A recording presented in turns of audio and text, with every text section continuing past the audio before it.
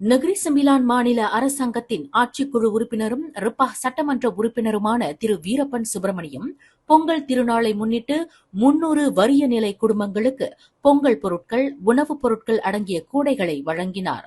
ரிப்பா சட்டமன்ற தொகுதி மக்கள் சேவை மையத்துடன் இணைந்து இந்த நிகழ்ச்சி ஏற்பாடு செய்யப்பட்டது. மேலும் ரிப்பா தொகுதியில் உள்ள 200 கோவில்களுக்கும் அரசு சாரா அமைப்புகளுக்கும் பொங்கல் பொருட்கள் வழங்கப்பட்டன. இந்த நிகழ்ச்சியில் நெகிரி செம்பிலான் மாநில அரசாங்கம் கல்வித்துறையில் மேற்கொள்ளும் பல்வேறு உதவிகள் குறித்து வீரப்பன் விளக்கினார்.